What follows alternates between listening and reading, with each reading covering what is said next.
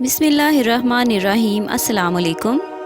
آپ سب کو history plus channel میں خوش آمدید۔ ناظرین، آج ہم تاریخ اسلام کے ایک بہت اہم واقعہ غزوہ بدر کی بات کریں گے۔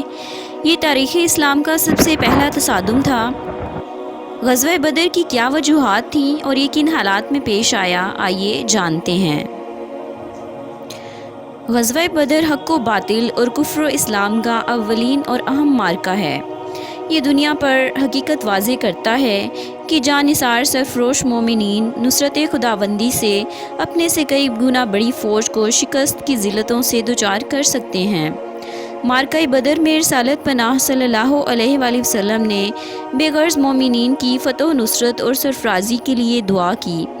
رسالت مآب صلی اللہ علیہ وآلہ وسلم نے دین توحید کی بقا کے لیے ان الفاظ میں دعا کی، یعنی اے اللہ، اگر تو نے مسلمانوں کی قلیل جماعت کو ہلاک کر دیا تو دنیا میں کوئی تیری عبادت کرنے والا نہ رہے گا۔ اے اللہ، اپنا وعدہ پورا فرما۔ میدان بدر میں باپ نے بیٹے کے خلاف، چچا نے بھتیجے کے خلاف، ماموں نے بھانجے کے خلاف تلوار اٹھائی۔ مٹھی بھر مومنین کفر کی آہنی یلغار کو روکنے کے لیے آہنی دیوار ثابت ہوئے۔ صالح بندوں کا جذبہ ایمانی، شوق شہادت اور جوش اثار دیکھ کر تائید ربانی فتح مبین کی صورت میں نازل ہوئی۔ ناظرین، اب ہم غزوہ بدر کے چند اہم اسباب کے بارے میں جانتے ہیں۔ اسلام کو معدوم کرنے کی کوشش۔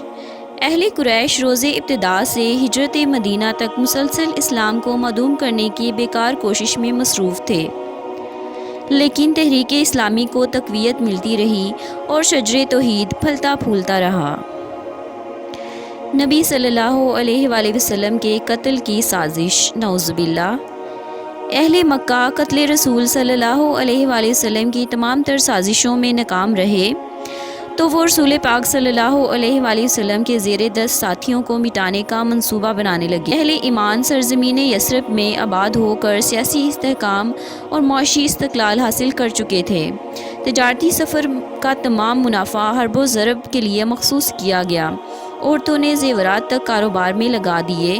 ان اقدامات سے اسلامی ریاست میں اضطراب پھیل گیا اور مکہ مدینہ کے درمیان کشیدگی بڑھ گئی۔ مسلمانوں کی چراگاہ پر حملہ۔ دوران کشیدگی ایک مکی سردار نے مدینہ کے نواح میں مسلمانوں کی چراگاہ پر حملہ کیا اور رسول اللہ صلی اللہ علیہ وآلہ وسلم کے مویشی ہانک کر لے گیا۔ یہ ڈاکہ مسلمانوں کے لیے کھلا چیلنج تھا۔ مسلمانوں نے اس کا تعاقب کرتے ہوئے مویشی چھین لیے۔ اس جارحانہ کارروائی کے بعد ہر لمحے مدینہ پر حملہ متوقع تھا، لہٰذا مسلمان راتوں کو ہتھیار لگا کر سونے لگے۔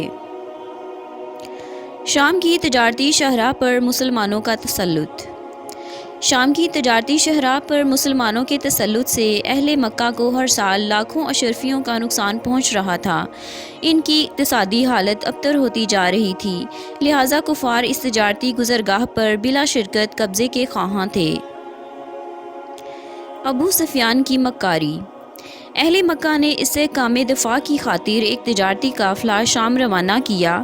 اس کا سربراہ ابو سفیان تھا۔ جب یہ قافلہ واپس آ رہا تھا تو ابو سفیان نے فرض کر لیا کہ مسلمان اس قافلے کو لوٹ لیں گے۔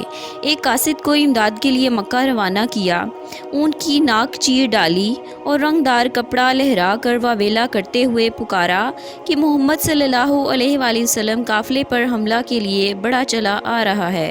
اہل مکہ مدد کو آئے تو قافلے کو صحیح پایا، لیکن قریش کے مکار سرداروں نے طے کیا کہ مسلمانوں کو اب ختم کر کے واپس لوٹیں گے۔